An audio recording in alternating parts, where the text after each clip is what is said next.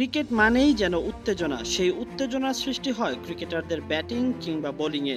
তবে ব্যাটিংয়ের প্রতি হয়তো ভক্তদের দুর্বলতাটা একটু বেশিই, কারণ 4-6-এর মারে গ্যালারি থেকে ভেসে আসে চিৎকার, যে চিৎকারে ব্যাটসম্যান যেন আগ্রহটা আরো বেশি পায়। বাংলাদেশের বেলায় এই চিত্রটা কিছুদিন আগেও ভিন্ন ছিল।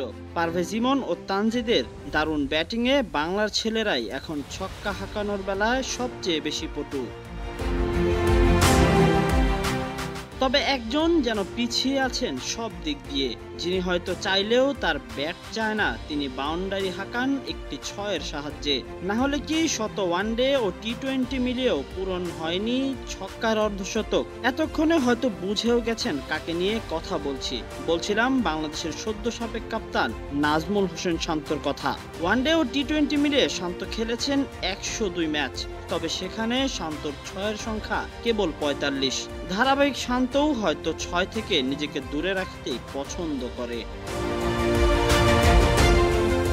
তবে আদৌ কি তাই? তা না হলে তার ছোট ভাই তানজিদ তামিমকেই দেখুন না, যিনি তার চেয়ে প্রায় অর্ধেক কম ম্যাচ খেলেও 6 মারার সংখ্যায় তার চেয়েও এগিয়ে গিয়েছেন। তামিম ওয়ানডে ও টি-20 মিলিয়ে খেলেছেন 54 ম্যাচ, যেখানে তার 6 মারার সংখ্যাটাও 48। সাথে পারভেজ ইমনও যেন তাল মেলাচ্ছেন। 3 ওয়ানডে ও 17 টি-20-তে ইমনের 6-এর সংখ্যা 28। হয়তো তিনিও ছাড়িয়ে যাবেন নাজমুল হোসেন শান্তকে, কিন্তু শান্ত কবে নিজেকে ছাড়িয়ে যাবেন এমন প্রশ্নের আছে কি কোনো উত্তর? তা হয়তো শান্তই ভালো জানেন। গেল কিছুদিন জাতীয় স্টেডিয়াম থেকে মিরপুর খেলোয়াড়েরা ব্যস্ত ছিলেন নিজেদের ফিটনেস নিয়ে। শান্তও তার ব্যতিক্রম নয়, তিনিও প্রতিনিয়ত মাঠে ঘাম ঝরিয়েছেন। নিজেকে ফিট করে তোলার চেষ্টায় যেন বিন্দু পরিমাণও ছাড় দেননি তিনি। তবে তাকে নিয়ে যে আলোচনা সমালোচনা হয় তা থেকেও দূরে নয় বাংলাদেশের সাবেক কাপ্তান। 6 মারার যে দুর্বলতা তার মধ্যে রয়েছে, তা থেকে বেরিয়ে আসার জন্যই নিজের জন্য সময়টা বাড়তি করে রেখেছেন নাজমুল শান্ত।